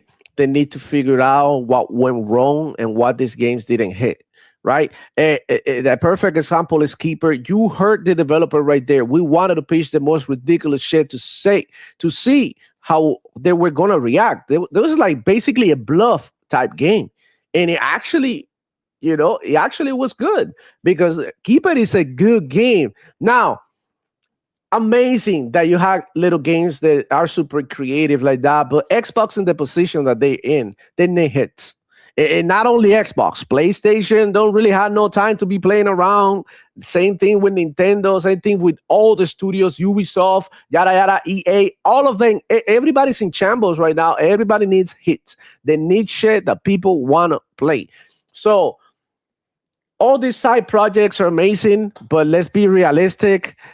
We're not going to get too many of this anymore at this point. Okay. And if we get some of this, it might be something that is more popular, something that is more like, because Killing could have been a live service game with a better concept that it will be more friendly to everybody. You know what I mean? They could have turned it into a shooter. You know what I'm saying? Into a cozy shooter with, I don't know, like a survival game or something. There's so many things that they could have done with Killing, but they ended up dropping a game that nobody wanted to play like that, man. And that's a mistake because at the end of the day, this is what you want. You want to have hits. But at the same time, I do agree with Phil Spencer. He wanted to give these people their freedom to create what they wanted. So these people were, at the end of the day, the masters of their own destiny or demise. They were given the option. You, Power Boss, I'll give you a budget and I'll be like, do me a game. And you choose to give me a shitty game that nobody wants to play. That's on you, homie. I gave you the budget. I supported you. I was there for you. I sent you help when you needed all of that. And you still gave me something like, it was up to the developer in the instance. And I'm going to blame them straight up to be like, okay, guys, what are we doing? Do we really want to do a good job, or do we want to do a shitty job and be like, let's make something amazing? Let's make something amazing. I want to push back on one thing about that, though. Yep. Okay, whether or not the game is a hit, okay, we all saw Spider-Man 2, and the game looked phenomenal, played like crap. It was almost no different than 2018 and Miles Morales, and the storyline was in the toilet. Now, that is not to say that the developers at Insomniac and the makers of Spider-Man, for Sony, are bad. Okay, certain aspects are bad, but at the same time, hold up, Brian Maynard is amazing. Go ahead and check him out. Yeah, watch the shit from him too. Yeah, but no matter what you can say about a game, a franchise, or a studio, not everybody that's a part of those are bad. Okay, Starfield is absolutely amazing. Okay, it is. The storyline was decently well, not over the top. It was really good, bro. I don't know what people complain about. It was good enough. It was good. It's good enough. It's good enough to worth a playthrough. Okay, the gaming mechanics are outstandingly stellar. The inventory could have been used a lot better, and mods fixed that. But then you have to look at other aspects where not every person at the same studio contributes to the same amount of level for each game. So if somebody at Compulsion Games gets laid off, there's still people there that are worth keeping around, that are worth doing things for other studios. Yeah, it's just and you may not like a game for its gameplay mechanics, but in those small niche games like Keeper, you're going to find those gems of people that can make storylines and put them onto other studios to make better games. Dude, I agree with you 100%. But it just feels like that freedom, right, took them to make the wrong game. They needed leadership. They needed somebody who is a game connoisseur, a real gamer that understands the market, understands the player, and is the one who's saying, we're going to make this. You guys got the talent to do so. But they had the talent and they were mismanaged because they didn't deliver. Like, imagine a game like Keeper. Absolutely, 100%. Absolutely, 100%. With the graphical fidelity that a game has, a beautiful, amazing art, all of it, everything. But it's not a fucking lighthouse. And he's a fucking character that you can relate to. And you know what I'm saying? I 100% agree. You know what I'm saying? The studios were mismanaged one way or the other. Yep. To the point where they were given complete and utter freedom. Where, Cage says best, they were given enough rope to hang themselves. That's 100. And right that is perfectly valid to have that criticism.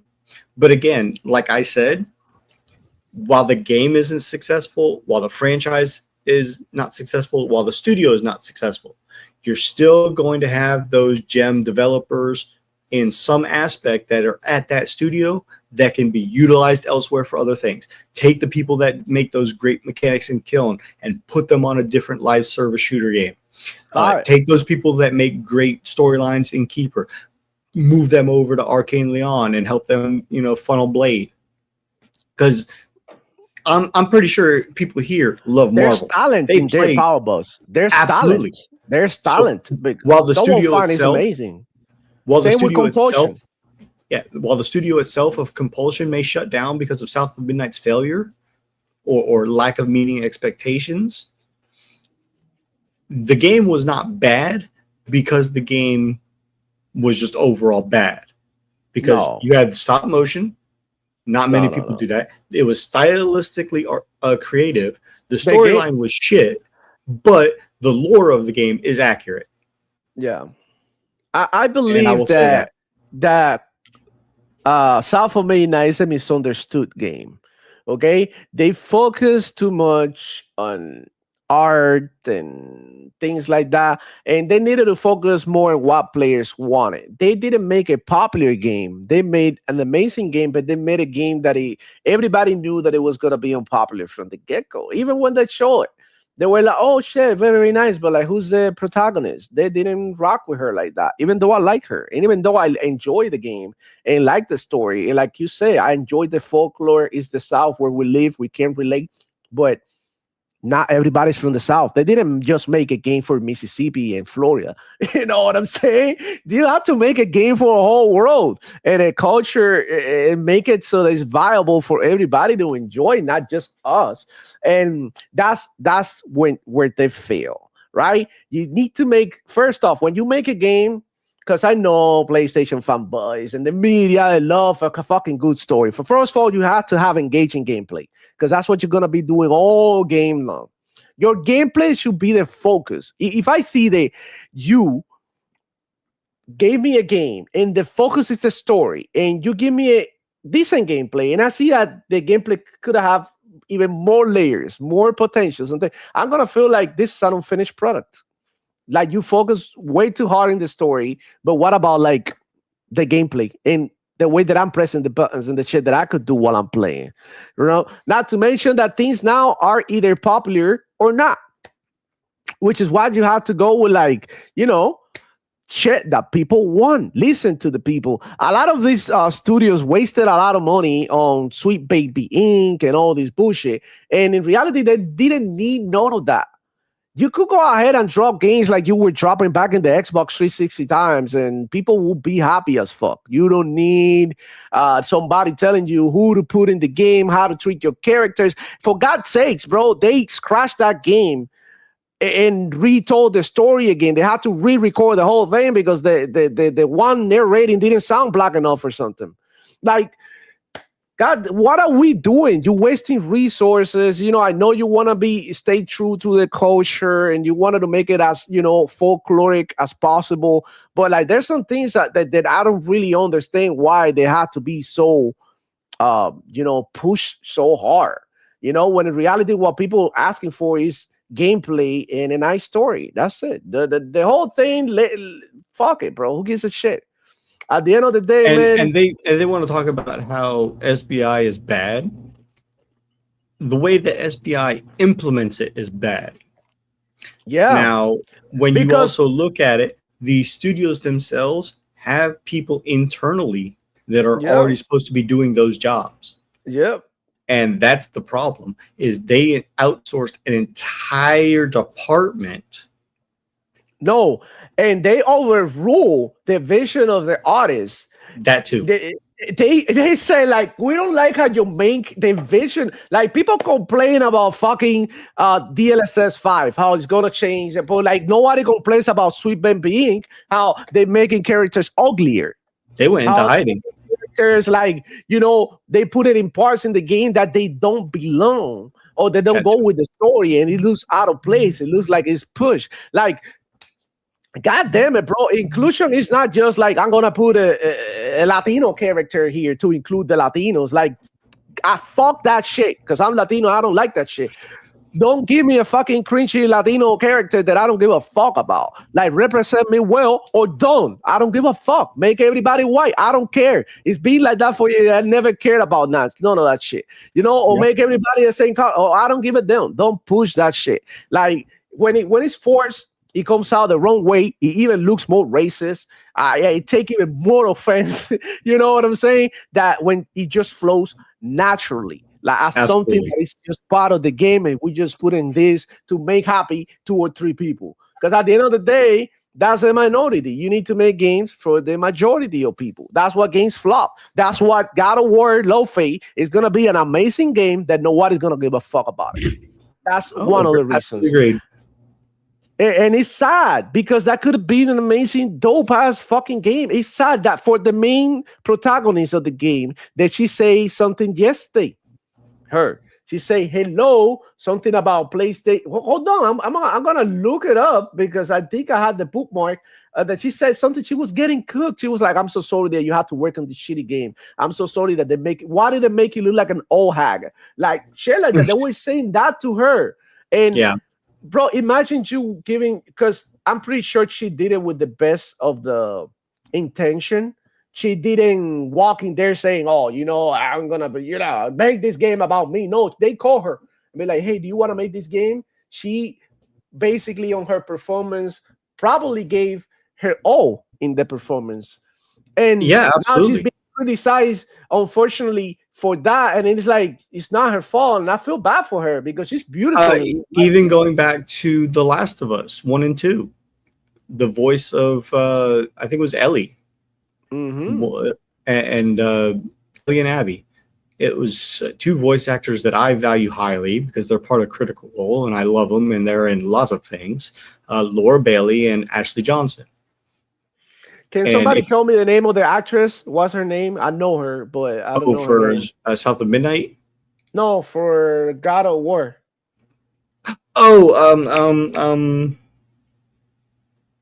Anybody has it in chat? It's on the tip of my tongue. I can't think of it. Oh my God, because I did see it, but I can't find it right now. What's her name? I know she's in other things too. Oh, what? There we go. Cage got it. Deborah Ann Wall. What's her name? Deborah Ann Wall. Oh, Deborah. Okay. Yeah. I mean, like when The Last of Us 1 and 2 came out, one was a decently good PS4 game. It wasn't over the top, and it was a decent enough of a game worth a play. Because, like Broke Boy said earlier, Sony has been known for great story-driven games. What they are sorely lacking on lately, especially, is gameplay mechanics. When it came to The Last of Us Part 2, it was so bad and people were hating it so much that people were sending death threats to the voice actress. Look, bro, she actually deleted the shit. I can't find it. She deleted the shit. But at the same time, you're talking about, okay, you're not basing the characters Ellie and Abby off of Laura and Ashley. Okay, they are doing their job as a voice actress, and they did phenomenal. And when you hear how she says, there was an interview where she was getting death threats, she was getting letters, wishing so many bad things on her newborn child, on her husband, who's a great, phenomenal actor in himself as well. I mean, he's in a Full Metal Alchemist. He's in all of them are in World of Warcraft, damn near. Ashley Johnson herself was in the Marvel Cinematic Universe in one of the Avengers movies. And insane, man. It's people are taking things too far out in left field, and it is ridiculous to go that far with things. Because at the end of the day, whether you like or hate Laura and Ashley or Deborah Ann Wall or things like that, the people that you have to criticize are the people making the games, making the storylines that they're reading from. I'm sure Deborah Ann Wall is going to have a phenomenal performance for her voice acting and motion capture and whatever else. Yeah. And she's a phenomenal actress.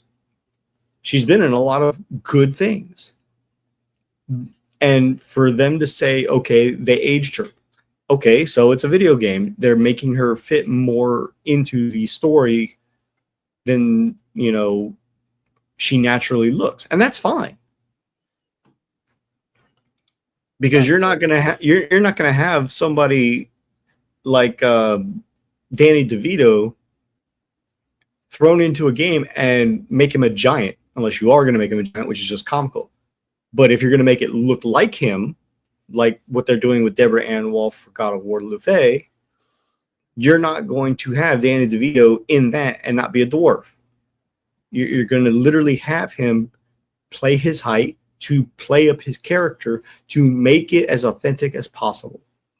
Now, if they're just voice acting and it's a complete different model, like Frank the Cube, You know, you don't need to motion cap a cube, especially when you look at it. Okay, the actor himself wearing the mocap he's a pretty tall dude. And I know Tegan, I was making a joke about it because he's a naturally short person. He's a great actor. Shut it. But at the same time, you know, it's you're not going to make him in a video game and not be something like he's not supposed to be. You know, when they're mocapping characters that are humans, that's fine. But if you're going to mocap an abomination, there's only so much that you can do with that. Especially if it's like a tentacle creature or something. You know, you only have 2 arms as a human.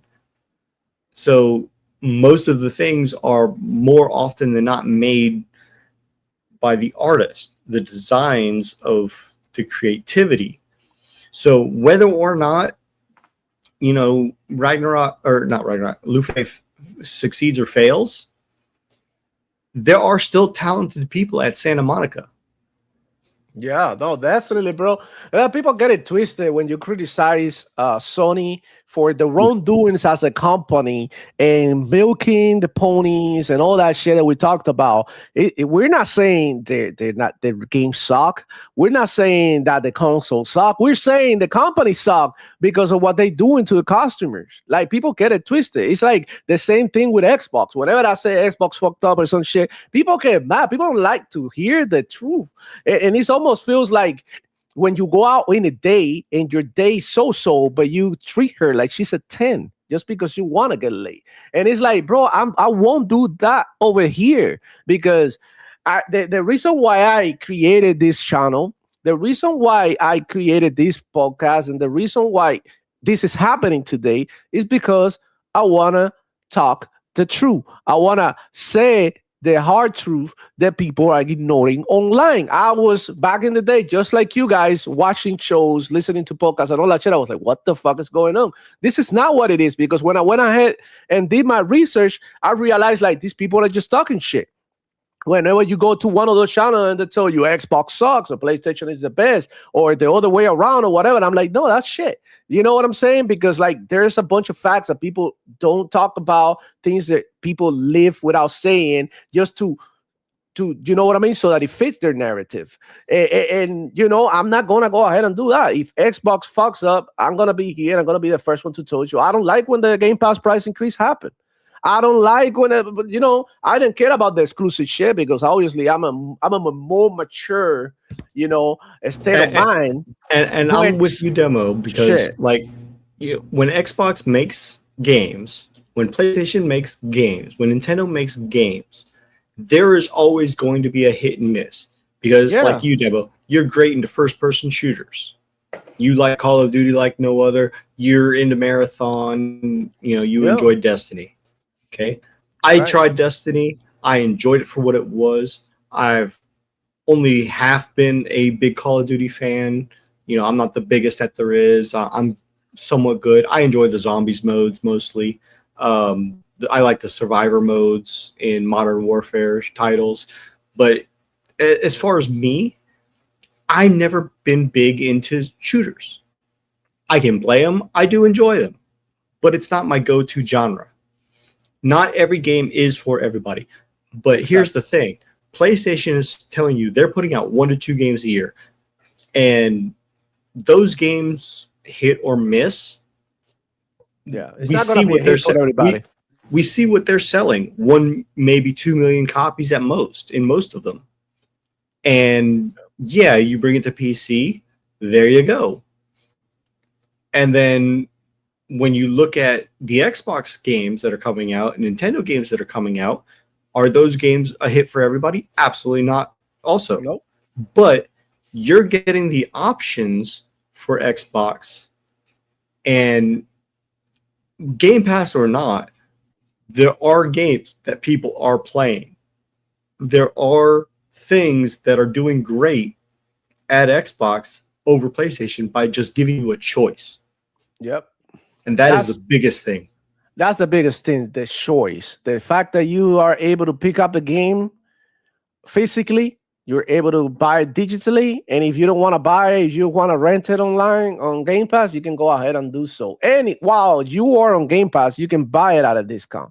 And the Xbox Play everywhere. So those are the things that I really highlight about Xbox, because I really believe those are the most important things. It's not about like selling consoles. None of that shit is going to do anything for you as a gamer, bro.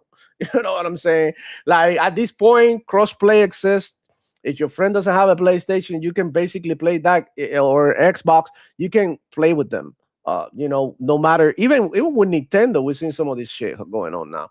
So, guys, it's just, we gotta tell the hard truths, though. We gotta tell the hard truths. There's no defending Xbox, there's no defending PlayStation, no defending none of these companies. Like I said, it is what it is, and there's people out there who get paid to do PR. I don't get paid to do PR. The day that they pay me, y'all gonna know, hey, I sold my soul for a couple of $100. Can't blame it on me. I'm poor. I had 2 kids. You know what I'm saying? But until now, it is what it is. I'm not gonna do shit. I'm gonna keep it 100. And I think everybody should. And I think for the greater good, everybody should keep it real with themselves. Again, everything that they've put out, is everything a hit? No. Bro, not at all. Perfect example about that, Power Boss. Hellblade. Yep. Hellblade is a perfect example of an amazing game that I can tolerate. And I'm pretty sure a lot of people can tolerate Hellblade. It's not because it's bad, but not everybody can tolerate people talking into your ear 24/7 while you play. It's something that I can't. They actually nailed that aspect. No, that's the best thing about it. This shit is taught in colleges, like for people to experience actual schizophrenia. But if you experience a schizophrenia in Hellblade, it's something that you don't want to do, because it's like, it's uncomfortable, bro. You playing this shit late night, all lights are off, and you got something I'm not gonna be playing that shit. It's just scary to me. And that right there makes it a niche game. Like, believe it or not, It's a niche game. And artistically, graphically, narratively, it's an amazing game. But that doesn't mean that it's going to be popular. So what are we doing here? Do we want to make amazing games and then close the studios because they didn't hit, or want to make hits and keep the studios open? That's just what I think. Let's dance to the tune that people are asking for. Let's give them what they want. What do you want? Fun multiplayer experiences? We got that. What do you want? If cool narrative RPGs? Let's do it. Last week, when they mentioned from Asha Sharma's statements of what was going on, what was going down, what was coming out next, and things like that, and she was talking about how Xbox is, quote unquote, not in a good place. I just want to put this out there for perspective of people. Okay, the statement that she said about passion projects moving forward. Okay, I personally think, now this is just me spitballing here, so this is not anything gospel, but here's the way I see what she said. Things that Phil Spencer started, projects like Keeper and Kiln and smaller indie projects, she said they're going to scale back. That doesn't mean that they're canceling anything. Yeah. And I think they're going to let them play out and do what I said and find and cherry pick the talent that they want to keep, move them to other studios where they can be better performant. And that's perfectly fine. They were then all last week talking since about how there's going to be layoffs, studio closures, games canceled. I don't think that's going to happen, especially with what we've been seeing this past week as well. But we knew that nothing was going to happen until 2 days ago, when it was the turn of the Xbox fiscal year 26 start 2 days ago. So moving forward, I think the next 2 weeks till about the 14th, now we're going to start seeing the fruits of what everybody's been talking about, what's going to happen, starting the next 100 days, and everything is going to basically come together, and everybody's going to find out exactly what Asha Sharma meant when she said those things and the direction that Xbox is going to be going. And I fully agree with Boomstick. I fully agree with Chaos Lounge. The next 100 days that we're seeing that she's been talking about, the Xbox that we're used to seeing of old is going out the window. And moving forward, we're going to see a completely different Xbox. Now, whether or not we continue to like Xbox, or whether they're going in the right direction with what she's going to be doing, that is still up in the air to be determined. We have to see what comes out of it. Yeah, I believe, man, that she is here to fix things and quickly. So she's gonna make choices, the hard choices that people were perhaps scared of making, like firing this individual who's probably has an ideal that is corrupting the studio or making everything worse. Toxic positivity. We need the leaders at Xbox. Well, yeah, let me go ahead and shout out to chat, man, because y'all been nonstop today, man. But let me go ahead and see what y'all do, man. Tegan saying she's probably already had death threats for Daredevil when it comes to Laura and Fox. Oh, I didn't mind her Daredevil character, but I didn't. No, that was Deborah Ann Wall. Yeah. No, she I watched Daredevil for the first couple of seasons. I don't know when she do something stupid or not at the end, maybe, but you can blame it on her. That's whoever wrote the thing. That's the thing. People blame the actors and actresses for what they say in the movies. It's like, bro, like they pay to be saying something like that. They don't improvise. The director or whatever, it has to be okay with it. It's me, bro. Boy, shout out to you, homie. He said I met Laura Bailey a few years ago and her husband. Both were great. Man, that's awesome. You're hanging out with the stars, huh? You're making it big. Okay, we got Tia in the house saying Danny DeVito's in the game. In what game? Is the jelly? No, I was making an example of putting him into a game. Oh shit. Jewel saying she's so far based on Lofi did a nice job. I think she's gonna do a great job in Lofi. My problem with Lofi is that a lot of people, God of War fans, don't want to play it. But for what I've seen, I think the game looks incredible. I think they cooking. It's just like a waste of resources because sadly they pushing the boundaries or pushing the limits in a spin-off game instead of in the main God of War. Like I said earlier, these games, these studios and these companies, they need hit. They don't need to be like making little spin-off projects and shit. They need to push out their main players out there to win for them. You know what I'm saying? The motion cap could have used his damn voice, Danny DeVito, or made a complete different model. I don't like the slime. Talking about the cube, Jack Quaid. Yeah, slime. Oh my god. He did voice act as well. I don't know if he did the mocap at the same time as the voice acting, because usually they have those in a booth to make sure that the audio is crystal clear, not echoey things, and they add those effects later. But it's supposed to be for continuity purposes, but again, you have an actor who's that tall standing in a box cube, and when you look at the character, the cube barely comes up to her hip. Yeah, that's funny. We got Sears in the house saying, I would like to add that a lot of the Xbox games on its sub-service Game Pass were greatly mismarketed, and I have to agree with that to an extent, man. Yeah, some of these games require more marketing, but then at the end of the day, I felt like they were made as Game Pass fodder, and I think that was their mistake. They should have made these games just to be out there for everybody to be like, if you were going to go multi-platform, at least make video games that are worth playing. I did enjoy playing South of Midnight for what it was, for example, but I had to agree with that, man. Some of the marketing for these games were non-existent. Yeah, Xbox really needed.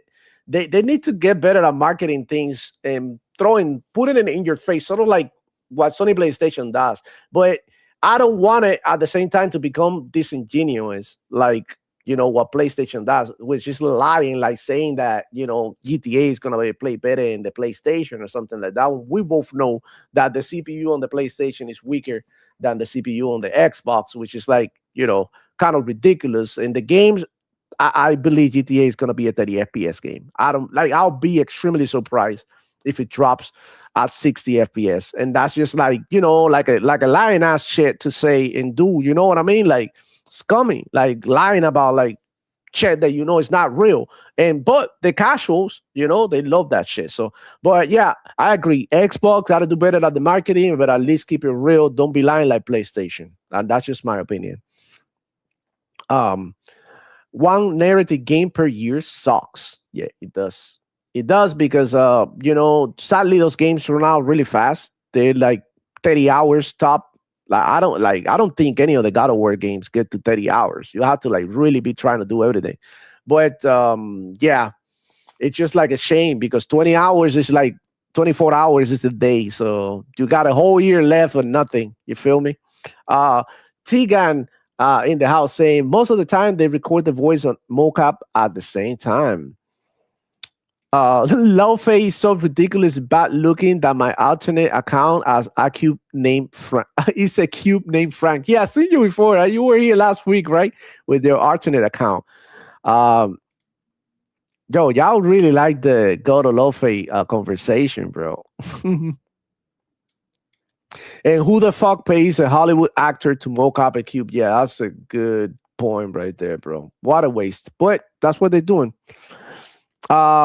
Sincere saying visibility plays a big part in making unknown games a hit demo marketing. I agree with that, man. I agree with that. But at the same time, you cannot market something that is not marketable like that. You feel me? Like a game like Keeper. How are you gonna market that? Play as a lighthouse. Like nobody play bro, if you that's what I said. You need gamers as leaders. Like who in the fuck wants to play as a lighthouse, bro? Like who wants to be a lighthouse? Like I never hear anybody wanting to be a lighthouse. Straight up. Demo Flow, in my opinion, The Last of Us screwed up PlayStation. Every game after wanted to be an expensive as fuck movie game. Thoughts? I do agree with that. I do agree that a lot of these games are more dramatic than they should. Perfect example was the Crossfire game that they showed recently in Geoff Keighley. I was super excited for seeing something that reminded me of something like either Ghost Recon or SOCOM, and I was like, oh my god, it's gonna be a blast to play. And then the interactions between the characters told me everything that I needed to know. There was gonna be a soap opera. We're gonna shoot our guns here and there, but it was mostly gonna be talking and hiding. And look, some people enjoy this type of games, right? Like Life is Strange, like this type of like graphic novel games.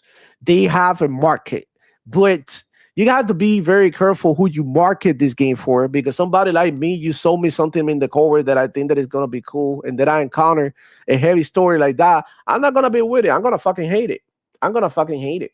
I like to press buttons. The reason why I play games because I really enjoy the gameplay, and just sitting down in my chair for hours just watching cutscenes is not gonna cut it for me. I'm not with it. I don't like it. I know everybody feels a different way about it, but that's just the way it is with me, at least. And with a lot of people, regardless of how people told you, like, go ahead and check out the top games played, and they super heavy on the gameplay, bro. Most of the time these games are multiplayer. Call of Duty is still in the top 10 most sold games, most played games. Call of Duty, you got Fortnite. Say what you want about Fortnite, but their gameplay is good, man. It's great, and people enjoy it. It's engaging. You don't see none of these super heavy story games like Life is Strange or something like that making the charts, because not a lot of people be playing this shit, man. Just being honest with you. Just how it is. I love Xbox because more games. Look, you nailed it. One of the reasons why I love the Xbox is because I get to play more games. And I know a lot of people say, no, you rent it with Game Pass. Well, you buy physical and then you go ahead and return it at the store. So you're doing the same thing that I'm doing. You're just spending more gas and energy and time doing it. That's it. You are literally doing the same, and you're paying more at the same time because I mean, look how many games Game Pass. I mean, we gotta be fair. They're dropping a bunch of games, on Game Pass. Now you gotta look at PS Plus, what they offer you on PS Plus for basically the same price for $2 more or less, whatever. It's not there. The quality is not there, and that's something that we have to keep it real with each other, bro. Like you get to play a lot of games on Xbox. Sales are good on Xbox. On top of that, you got Xbox Play everywhere. They got a lot of things going on for themselves. What people really wanted to tell you is that the console market for Xbox is fucked, and that's nothing new. That's something that we will know since the Xbox One.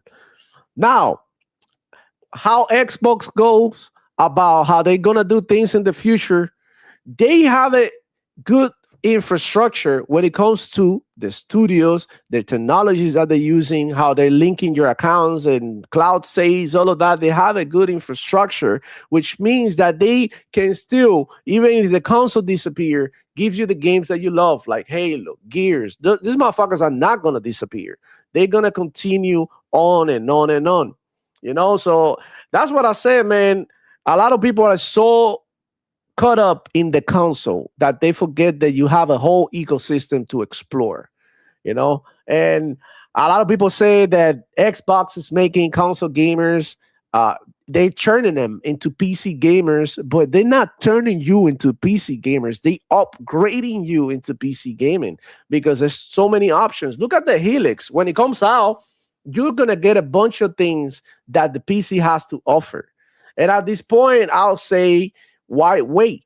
Depending on how much is your budget for the Helix, do not expect the Helix to be less than $1,500. That's just my opinion at this point. PlayStation, same thing. The next PlayStation is gonna be the same, give or take. I mean, it's always the same. We already knew that they were approaching. We already knew that they were approaching $1,000 consoles with the handheld and things like that, and then moving forward. We saw the increase of the Steam Deck and then the price hike of the Xbox. And we know that the next generation is never cheaper than what the current generation is when it launches.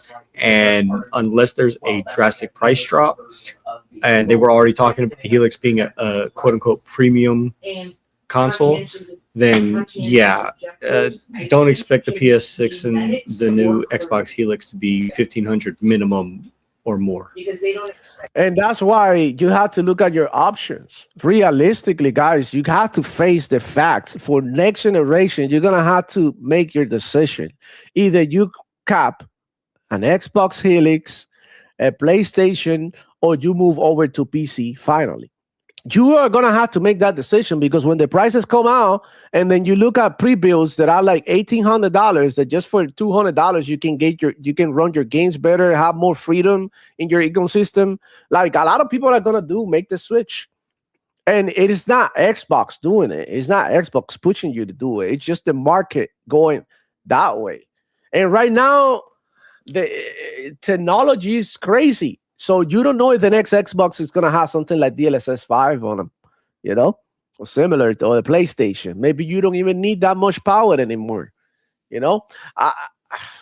It's a difficult situation, but eventually y'all going to have to make up your mind. In my case, I love my Xbox Series X. I'm going to keep it. And if I get my hands on a Helix, I'll probably get one too. But I just have to wait and see how much is it gonna be. Is it gonna be worth it for me to move on to the next generation after I already have a PC, I have a Series X? Because we know that these games are gonna continue on the older generation. They're not just gonna kill this generation and move on to the other one. For God's sakes, they just recently stopped the PlayStation 4 ports. Recently, months ago, we discussed it here in the channel. So look how far we are into the generation, guys. And they were still making. Well, this is the first Call of Duty, the one that is coming. That is not. It's last year. The last Call of Duty that dropped on PlayStation 4 and Xbox One. Check it out. It's happening already. So for the next generation, expect to keep getting games on your console. until at least 5-6 years, maybe even longer. Maybe last the whole time. Maybe it's not even worth it to get a new Xbox or whatever, or a new PlayStation. You have to wait and see what works for you. You know, what are your needs as a gamer, and then make your decision. You know, that we just have to get there. When we get there, we will figure it out, man. Let me see. Hey, we got Lycos 45 in the building. We got Eternal D87 as well. Same. He's drinking a Colt 45. Where you at, bro? You in the hood or something? What you drinking a Colt 45? That's so ghetto, man. They'll release at 30, then we get it at 60 after lunch when it comes to GTA. Well, we'll probably get an upgrade later, similar to what it happens when they drop it in the Xbox 360. Then you got the Xbox One version, and then you get the Xbox Series version. That's how it's gonna be.